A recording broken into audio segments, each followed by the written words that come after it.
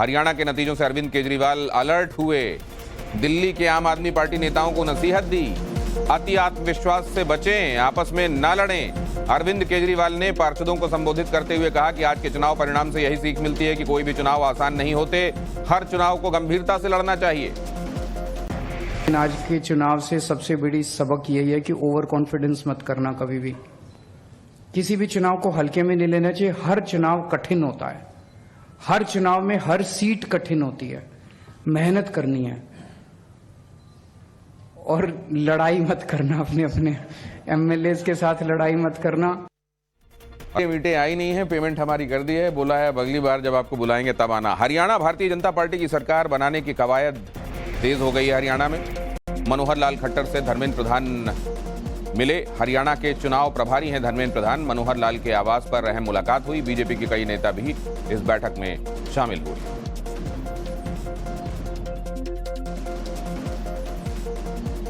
और BJP office में प्रधानमंत्री नरेंद्र मोदी का संबोधन भी होने वाला है। शाम 7:30 बजे का वक्त तय हुआ है। कार्यकर्ताओं को संबोधित करेंगे प्रधानमंत्री नरेंद्र मोदी। बीजेपी मुख्यालय में जश्न की तैयारियां चल रही हैं। रुझानों में भारतीय जनता पार्टी आप देख रहे हैं स्पष्ट बहुमत उसे, और यही रुझान अब नतीजों में बदलेंगे क्योंकि शाम 4 बजे का वक्त हो रहा है। इसलिए ऐसा माना जा रहा है कि अब बहुत ज्यादा उलटफेर की गुंजाइश नहीं है, और इसीलिए आप ये देख रहे हैं कि एक तरफ ढोल वाले वापस हो रहे हैं और दूसरी तरफ सरकार बनाने की तैयारियां हो रही हैं।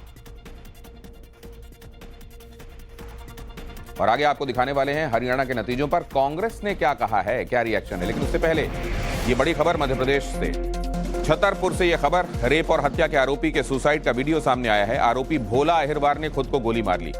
पुलिस के सामने आरोपी ने खुद को गोली मारी। गोली कांड कर आरोपी ने सनसनी फैला दी। यहां इस तस्वीर में आपको दिखाई देगा वो हाथ रिवॉल्वर वाला और उसके बाद खुद को गोली मारता हुआ भोला अहिरवार।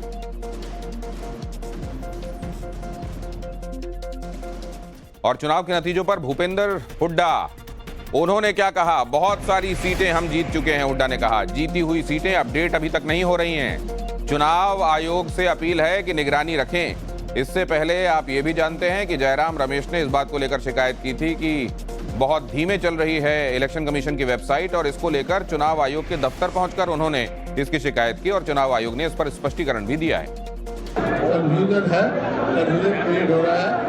डाटा अपडेट कराने में इलेक्शन कमीशन हुआ तो डाटा अपडेट करें। और जैसे मैंने कहा, ये खेल है, बॉल कभी इधर कभी उधर, लेकिन गोल हम मारेंगे। इलेक्शन कमीशन भी कह रहे हैं कि बीजेपी के इलेक्शन कमीशन से मेरे रिक्वेस्ट है कि अपना निगरानी रखें और कोई ऐसी बात ना हो।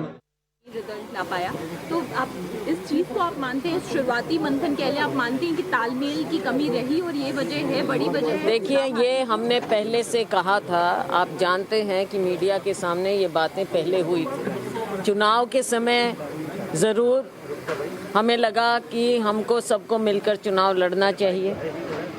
बहुत कुछ होते हुए हमने सारी चीज़ें ढकते हुए चुनाव लड़ा, मिलकर चुनाव लड़ा।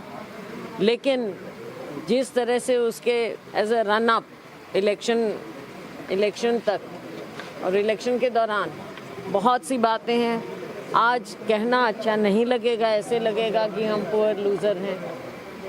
तो इस चीज़ को छोड़ें, लेकिन आगे के लिए पार्टी को कैसे हम मजबूत करें, और हमारे वर्कर जो इतनी मेहनत कर कर के 10 साल बाद आज उम्मीद लगाए हुए थे कि हमारी सरकार होगी, हमारी पूछ होगी और ऐसी सरकार से निजात मिलेगा, आज उनकी सारी उम्मीदों पर जो पानी फिरा है, उसके लिए बहुत दुख होता है, निराशा होती है। पर हमारा वर्कर निराश हुआ है, हताश नहीं हुआ। आगे के लिए हम सब मिलकर कांग्रेस पार्टी को फिर से मजबूत करने की बात की। बहुत कुछ कह गई कुमारी शैलजा, और यहां पर यह भी कि पहली बार आप देख रहे हैं कांग्रेस के किसी लीडर ने एक्सप्लिसिटली क्लियर कट ये कह दिया है कि हमारी मेहनत पर पानी फिर गया। और ये भी कह दिया कि बहुत सारी बातें थीं जिनको ढककर हम ये चुनाव लड़ रहे थे। मतलब कई चीजों को नजरअंदाज करके चुनाव लड़ रहे थे क्या? उन्होंने ये भी कहा कि बहुत सारी बातें हैं, अभी कहना ठीक नहीं होगा वरना हम लगेगा कि पुअर लूजर हैं। इसका मतलब आने वाले दिनों में और सिर फुटाउल होने वाली है। रुझानों को लेकर चुनाव आयोग पहुंची कांग्रेस।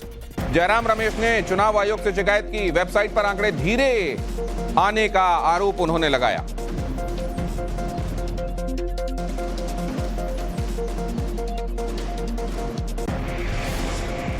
जो शिकायत की गई उसका जो कंटेंट था वो इस समय हम आपको दिखा रहे हैं। शिकायत की गई चीफ इलेक्शन कमिश्नर से और कहा गया कि बहुत धीमे वेबसाइट में आंकड़े दिखाए जा रहे हैं और इससे मशीनरी पर मनोवैज्ञानिक दबाव बन रहा है। इसके जवाब में इलेक्शन कमीशन की तरफ से कहा गया कि ऐसी कोई बात नहीं है, जैसे जैसे आंकड़े अपडेट हो रहे हैं वो वेबसाइट पर डाले जा रहे हैं। कांग्रेस ने मतगणना को चुनाव आयोग की वेबसाइट पर धीमे करके दिखाने का आरोप लगाया। कांग्रेस ने चुनाव आयोग से लिखित शिकायत दी। उन्होंने कहा कि बिना किसी कारण की वेबसाइट पर नतीजों को स्लो किया गया, जिसकी वजह से लोगों में भ्रम फैला है। कांग्रेस के जयराम रमेश ने कहा कि लोकसभा चुनावों की तरह ही हरियाणा में भी चुनाव आयोग की वेबसाइट पर अप टू डेट नतीजे नहीं मिल रहे। जयराम रमेश ने सवाल पूछा कि क्या बीजेपी पुराने और भ्रामक रुझान शेयर करके प्रशासन पर दबाव बनाने की कोशिश कर रही है। 14, 15 राउंड 13 राउंड हो चुके हों और चुनाव आयोग 7-8 राउंड पे अटका हुआ हो, पिछले कई घंटों से बढ़ ही नहीं रहा हो, तो कारण क्या है?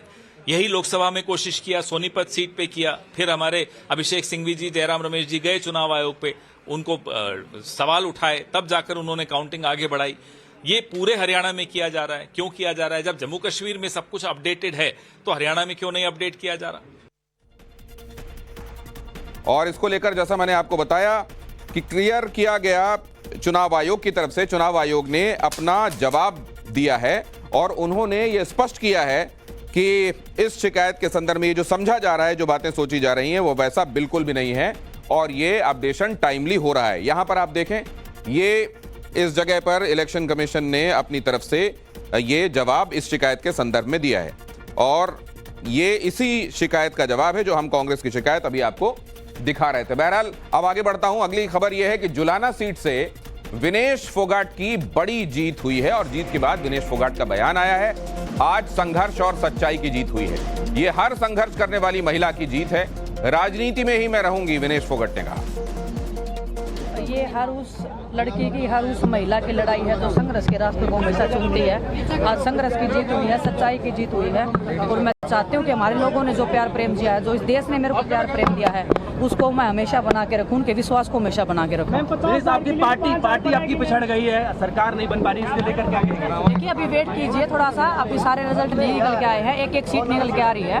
पहले हमारा भी पीछे चल रहा था लेकिन हम भी लीड में आए हैं, तो अभी रिजल्ट चल रहे हैं, अभी क्लियर नहीं हुआ। जब सर्टिफिकेट हाथ में आएगा तो कांग्रेस पार्टी की सरकार बनेगी। राजनीति में कंटिन्यू रखेंगे या फिर खेल की तरफ भी देख सकते हैं? राजनीति में अगर आ गए तो कंटिन्यू इधर ही रखेंगे। लोगों ने प्यार प्रेम दिया है, उनके लिए काम भी करना पड़ेगा फील्ड में रह के।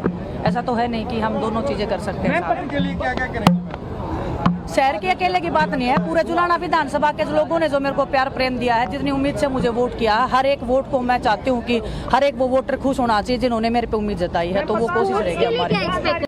लीजिए, और राजनीति क्या होती है अब ये विनेश को पता चलेगा। विनेश की जीत पर बृजभूषण शरण सिंह का बयान भी सामने आ गया है। विनेश जहां कदम रख दें वहां बंटा ढार तय है।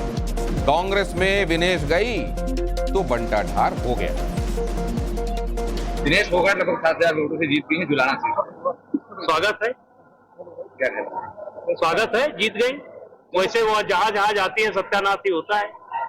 अब कहाँ सत्यानाश होगा? जीतने के बाद कहाँ जाएंगे, वहाँ कहाँ सत्यानाश? कुश्ती में थी तो 2 साल हमारी कुश्ती का उन्होंने सत्यानाश कर दिया। अब गई कांग्रेस में गई। अभी कल तक एग्जिट पोल दिखा रहा था कि पूर्ण बहुमत, भारी बहुमत, कांग्रेस के लिए पूरी बहुमत, भारी बहुमत। अब कांग्रेस का सत्यानाश कर दिया। खुद तो जीत गई लेकिन कांग्रेस का सत्यानाश कर दिया। जब इस बार विधानसभा जीत भी जाएंगी तो कहाँ सत्यानाश होने वाला है? कई हजार विधायक हैं देश के अंदर, कई हजार विधायक हैं, बहुत विधायक घूमते हैं। किस तरह सत्यानाश होगा जहाँ विनेश फोगाट जाएंगी? नहीं हो गया ना, अब उसको आप तोड़िए मरोड़िए मत। कांग्रेस में गई, कांग्रेस का सत्यानाश हो गया। सत्यानाश हो गया। और विधानसभा चुनाव नतीजों पर गिरिराज सिंह का बयान। हरियाणा में जीत के लिए पीएम मोदी का आभार जताया। एक अकेला सब पर भारी नरेंद्र मोदी जी, गिरिराज सिंह ने ये लिखा। हरियाणा चुनाव का रिजल्ट आ चुका, जम्मू कश्मीर का भी आ चुका। एक अकेला सब पर भारी, नरेंद्र मोदी जी, नरेंद्र मोदी जी।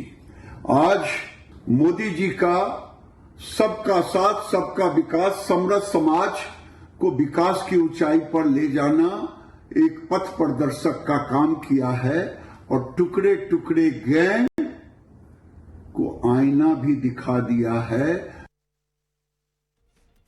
और हरियाणा के प्रदर्शन से यूपी बीजेपी में जबरदस्त जोश है। यूपी के उप मुख्यमंत्री ब्रजेश पाठक का बड़ा बयान भी सामने आ गया है। यूपी की 10 में से 10 सीटों पर बीजेपी जीतेगी, उन्होंने स्टेटमेंट दिया है। कोई लड़े, आप देखेंगे उत्तर प्रदेश की 10 की 10 सीटों पर भारतीय जनता पार्टी ही जीतेगी। जम्मू कश्मीर और हरियाणा के चुनावों पर यूपी के डिप्टी सीएम ब्रजेश पाठक ने लोगों का शुक्रिया अदा किया। ब्रजेश पाठक ने कहा कि वो बीजेपी के पक्ष में वोट करने के लिए जम्मू कश्मीर और हरियाणा की जनता को धन्यवाद देते हैं। साथ ही इस जीत को पीएम मोदी द्वारा शुरू की गई विभिन्न जन कल्याणी योजनाओं की जीत बताया। ब्रजेश पाठक ने कहा कि जिस तरह से जम्मू कश्मीर में बीजेपी ने शानदार प्रदर्शन किया, वैसे ही यूपी में भी उपचुनावों में बीजेपी सभी 10 सीटों पर जीत दर्ज करेगी। और जिस ढंग से तीसरी बार हरियाणा की आम जनता ने आगे आकर के भारतीय जनता पार्टी के कमल को खिलाने का काम किया है, मैं बहुत बहुत अभिनंदन करता हूं।